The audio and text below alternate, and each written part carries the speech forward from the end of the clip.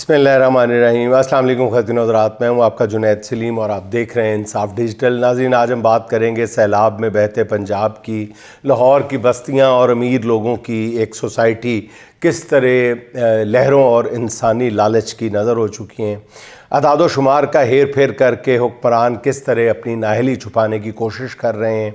London plan के बाद अब मरी प्लान भी सामने आ चुका है। उसमें क्या तय पाया है, क्या डिमांड्स हुई हैं, क्या तय करवाया गया है और क्या तय किया गया है। इमरान खान क्या करने जा रहे हैं, लड़ाई अब किस फेज़ में दाखिल होने वाली है। इस्लामाबाद हाई कोर्ट के 2 आज़ाद मनश जजेस के साथ क्या कर दिया गया और वो इसका जवाब कैसे देंगे, इस पर बात होगी। मगर पहले ज़िक्र हो जाए सैलाब का। पूरा पंजाब नाज़रीन सैलाब की बेरहम मौजों की जद में है। पहली बार सैलाब की लहरें लाहौर शहर के अंदर तक आ गई हैं। दरियाए रावी का बंद टूटने से पानी शादरा, बदामी बाग, ठोकर न्याज बेग और मोलनवाल जैसे इलाकों में भी दाखिल हो गए। सबसे बुरी हालत लाहौर की सबसे बड़ी निजी सोसाइटी की है जो सैलाब में बुरी तरह डूब चुकी है। इस सोसाइटी के 4 ब्लॉक दरिया का मंजर पेश कर रहे हैं या दरिया बुर्द हो चुके हैं। इस सोसाइटी को बचाने के लिए हंगामी तौर पर बनाया गया बंद भी किसी काम नहीं आया। सोसाइटी के मकीन बहुत मुश्किल में है, परेशान हैं, जो ख़ुद अपनी बेबसी की वीडियोस बना बना के सोशल मीडिया पे अपलोड कर रहे हैं। और इस सोसाइटी में करोड़ों रुपए के घर बनाकर रहने वाले अब इंतहाई लाचारगी की तस्वीर बने हुए हैं, बेचारगी की तस्वीर बने हुए हैं, नकल मकानी पर मजबूर हैं। घरों के बाहर लाउड स्पीकर से ऐलानात किए जा रहे हैं कि घर खाली कर दें। ये वही सोसाइटी है नाजरीन जिसकी एक्सटेंशन के लिए इमरान खान ने दरियाए रावी की ज़मीन देने से इनकार कर दिया था, मगर उसके बाद PDM सरकार ने इजाज़त दे दी थी और दरिया के अंदर घर बनाने की इजाज़त दे दी थी। यूँ कह लें हज़ारों लाखों लोगों की ज़िंदगियाँ ख़तरे में डाल दी गई थी ये इजाज़त देकर। कुछ लोगों की नाज़रीन हवस ज़र के नताइज अब बेचारे आम लोग भुगत रहे हैं।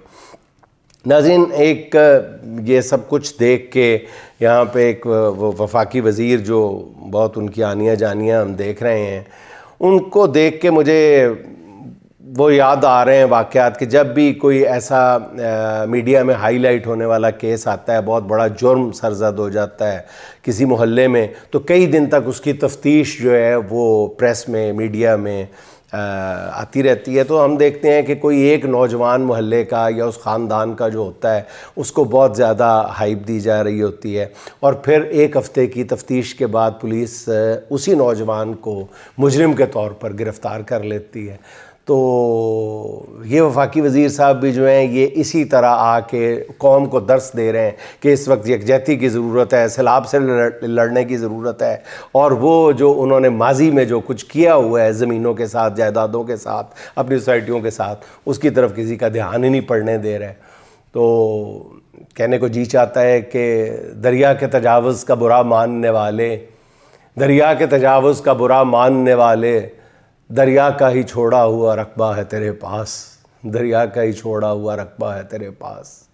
नाज़रीन, पूरा सूबा आफत का शिकार है और हुक्मरान सिर्फ मौसमियाती तब्दीलियों का रोना रोकर सब कुछ कुदरती आफत पर डालने के चक्कर में है। कुछ इंडिया पर पानी छोड़ने का इल्ज़ाम लगा रहे हैं ताकि अपनी बदइंतज़ामी, नाअहली और करप्शन से तवज्जो हटाई जा सके। नाज़रीन, एक्सपर्ट्स का कहना है कि ये दुरुस्त है कि ये हिंदुस्तान की आबी जारियत भी है, लेकिन ये भी एक हकीकत है कि ये हुकूमत की आबी जाहलियत भी है। कई माह से पता था कि ये कुछ होने जा रहे हैं, उसका क्या तदारुक किया गया, क्या पेशबंदी की गई, कई महीने से पता था। एक्सपर्ट्स कह रहे थे, इदारे बता रहे थे कि ये कुछ होने जा रहा है, बहुत खौफनाक सैलाब आ रहा है, लेकिन उसकी क्या पेशबंदी की गई कहीं पर भी। ये बात भी हकीकत के बिल्कुल नाज़रीन बरक्स है कि जनाब जो बार बार कहा जा रहा है कि तारीख़ में इतना पानी पहले कभी नहीं आया, यह गलत है। 1988 में इसी दरियाए रावी में 5,76,000 क्यूसेक का रेला आया था। इस वक्त तो 1,80,000 क्यूसेक का रेला है, जिसने तबाही और बर्बादी के सब अगले पिछले रिकॉर्ड तोड़ दिए। इसे तारीख़ का सबसे बड़ा सैलाब करार देने की वजह सिर्फ इतनी है कि इसकी आड़ में हुकूमत और इंतज़ामिया की नाअहली को छुपाया जा सके। अब नाज़रीन, ये जो होता है ना, ये जो मुबालगा अमेज़ी से काम लिया जाता है इसमें भी इसके भी मकासद होते हैं। एक तो ये कि जब सैलाब या ऐसी आफत गुजर जाए तो ये बताया जाए, अपने सीने पे तमगे से जा लिए जाए, सर पे टोपियाँ पहन ली जाए कि जनाब, कैप्स पहन ली जाती हैं कि जनाब हमने ये किया है, हमने ये किया है, मैंने फ़लाँ किया है, हमने अगर वासा ये ना करता, ये LDA ये ना करता, फ़लाँ ये महकमा ये ना करता तो ये हो जाता, वो हो जाता, वरना सैलाब तबाही फेर देता, हमने बड़ी तबाही से बचा लिया है मुल्क को। तो ये जानबूझ के एग्जैजरेटेड फिगर्स दिए जाते हैं, इसमें भी कोई दो आरा नहीं है। नाज़रीन, रोज़नामा डॉन अपने इदारिये में लिखता है और खुल के लिखता है कि सैलाब की मौजूदा सूरत हाल ने हुक्मरान अशराफिया की सैलाब के ख़तरात से दो चार आबादियों के साथ गहरी लाताल्लुकी से पर्दा उठा दिया, जिसका सबूत वज़ीर आला मरियम नवाज़ के जापान और थाईलैंड के दौरे के फ़ैसले से मिलता है। इस नाजुक वक्त में उन्होंने सीनियर ब्यूरोक्रेट्स के अलावा ख़ानदान के अफराद के साथ ये दौरे किए हैं। ये रोज़नामा डॉन ने लिखा है। नाज़रीन, दौरे जापान पर उठने वाले सवालात पर मैडम वज़ीर आला की वज़ीर सहेलियाँ आपे से बाहर हुए जा रही हैं। वो मगर सवाल तो होगा ना कि इस ऑफिशियल ट्रिप में 8 दिन एक्स्ट्रा कहाँ गुजारे गए। वक्त में 16 लोग बताए गए थे, लेकिन जब लिस्ट सामने आई तो उसमें 28 लोग थे। बताया जाता है कि इस ट्रिप में मरियम नवाज़ साहिबा के दामाद, नवासे, बेटियाँ, बेटी की सहेलियाँ, इस दौरे सब शामिल थे। पूरे दौरे पे कितने अरब डॉलर की, दौरे के नतीजे में कितने अरब डॉलर की इन्वेस्टमेंट लाई गई, चार्टर तैयारे पर कितना पैसा खर्च हुआ। दाल में कुछ काला नहीं, तो गुस्सा करने की बजाय इन सवालों के जवाब दे देने चाहिए। अच्छा नाज़रीन, शरीफ फैमिली के बड़ों का मरी में 2 रोज़ कबल इजलास हुआ और इस इजलास का हर तरफ बहुत ज़्यादा चर्चा है। इस इजलास में होने वाले फ़ैसलों के हवाले से कुछ ज़िम्मेदार सहाफ़ी ख़बरें दे रहे हैं, मगर कुछ ख़बरें ऐसी हैं जिनके बारे में वसूख से कहा जा सकता है कि ये ख़बरें फरमाइशी प्रोग्राम है, ये ख़ुद लीक की गई हैं। ज़राए का ये कहना है कि मरी के इजलास में फ़ैसला हुआ है कि एक्सटेंशन के मामले पर कोई तनाज़ा नहीं होगा और एक्सटेंशन वक्त से पहले बखुशी प्लेट में रख के, ट्रे में रख के अनायत कर दी जाएगी।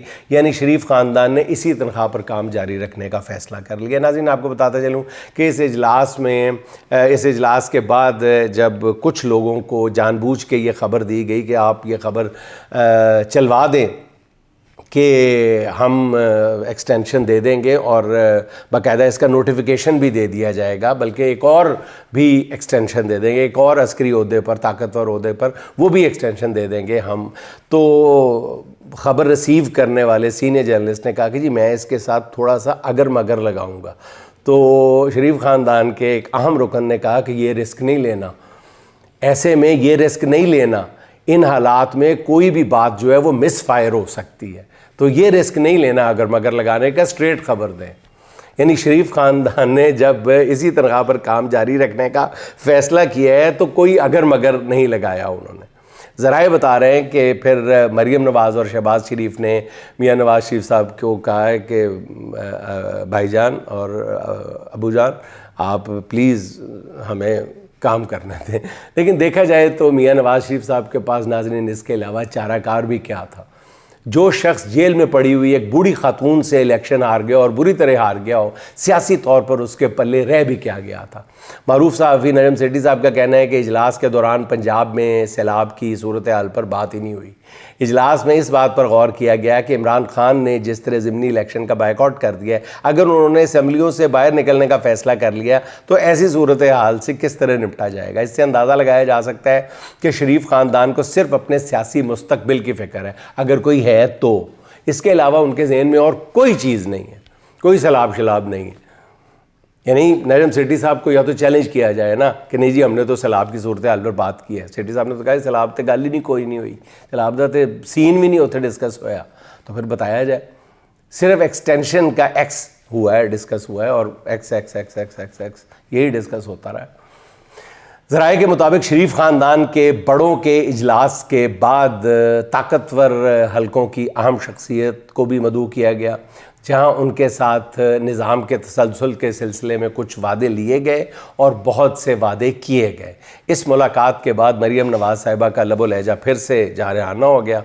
गुज़िश्ता रोज़ मीडिया से गुफ्तगू करते हुए उन्होंने कहा कि मैं किसी एक पार्टी का नाम नहीं लेना चाहती, लेकिन हमें सियासत से बालातर होकर मुल्की मफाद में अब कुछ फ़ैसले कर लेने चाहिए, क्योंकि ये ज़िंदगियों का सवाल है, लोगों की ज़िंदगियों का सवाल है। अब किन लोगों की ज़िंदगियों का सवाल है, ये मरीम नवाज़ साहिबा खुलकर अगर बता देती और मुल्की मफाद को भी डिफ़ाइन कर देती तो बहुत अच्छा होता।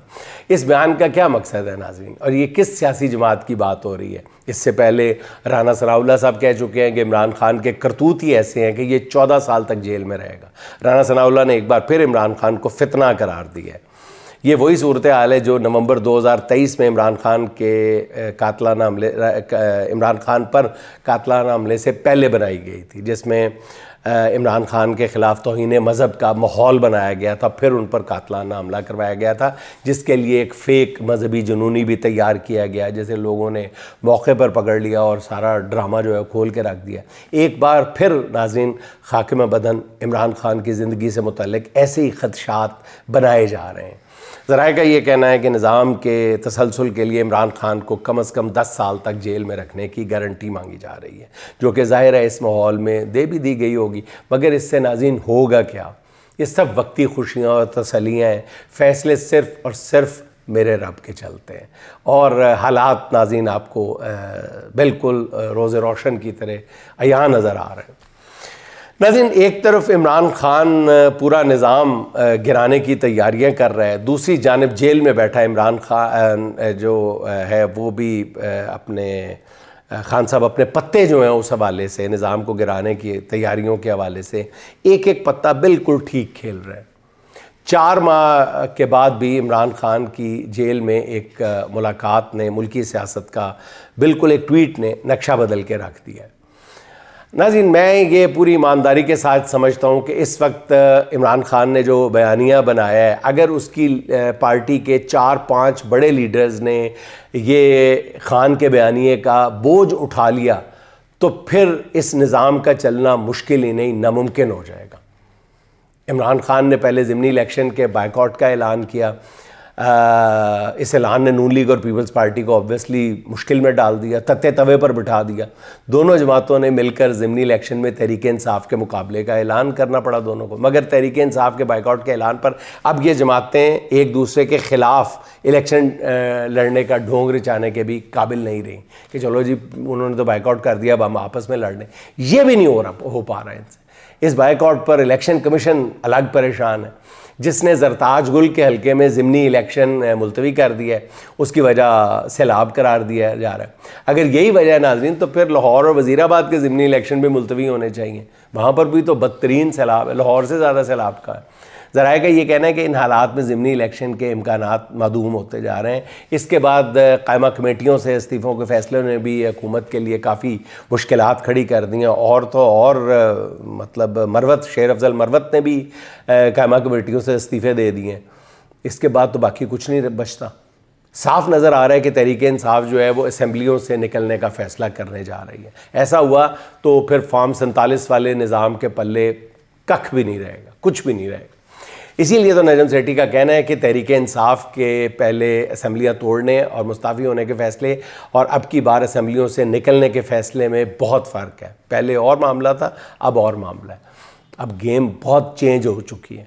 अब की बार ये फ़ैसला और तरह के रेपरकशंस लेके आएगा, बिल्कुल मुख्तलिफ। उसके असरात और मज़मरात जो हैं और धमाका जो है, फोर्स जो है वो बिल्कुल और होगी। जो पहले थी वो बिल्कुल और थी। PTI अब असम्बलियों से इस बार बाहर निकली तो इस निज़ाम की क्रेडिबिलिटी बिल्कुल बर्बाद हो जाएगी, ज़ीरो हो जाएगी। इसका आलमी सतह पर भी रद्द अमल आएगा। इमरान खान ने पेशावर में जलसा करने का भी हुक्म दिया है, जिसमें KP में जारी ऑपरेशन और ड्रोन हमलों के ख़िलाफ़ खुलकर बात करने का कहा है। इस फैसले ने गंडापुर को मुश्किल में डाल दिया।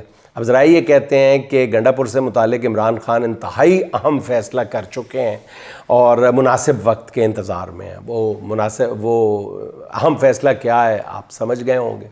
इमरान खान ने जेल में अली मीन से मुतालिक जो गुफ्तगू की है उससे पता चलता है कि उनके इक़्तिदार की उम्र जो है वो पूरी हो चुकी है और वो इस वक्त मजनूनों की तरह, पागलों की तरह हाथ पाँव मार रहे हैं। मगर मेरे ख्याल में बहुत देर हो चुकी है। असम्बलियों से इस्तीफ़े का फ़ैसला भी इसीलिए किया जा रहा है ताकि विकेट के दोनों तरफ खेलने वाले पार्टी रहनुमाओं को मुकम्मल तौर पर बेनकाब किया जा सके। शायद इमरान खान को इस फैसले तक पहुंचने में गंडापुर के मशकूक किरदार ने सबसे ज़्यादा अहम किरदार अदा किया। और ज़राए के मुताबिक इमरान खान ने एक नई पार्टी रजिस्टर कराने का भी हुक्म दिया है। नाज़रीन, इससे आप अंदाज़ा लगा लेंगे इमरान खान की नज़र मुस्तकबिल में होने वाले मामलात पर कितनी गहरी है। खान को 10 साल तक जेल में रखने के ख्वाहिशमंद जानते ही नहीं हैं कि उनका सर किस ओखली में आने वाला है। नाज़रीन, इस्लामाबाद हाई कोर्ट के आज़ाद जजेस का रास्ता रोकने के लिए नई बड़ी कार्रवाई डाल दी गई है। जस्टिस बाबर सत्तार और जस्टिस सरदार एजाज इसहाक के सिंगल बेंचेस ख़त्म कर दिए गए।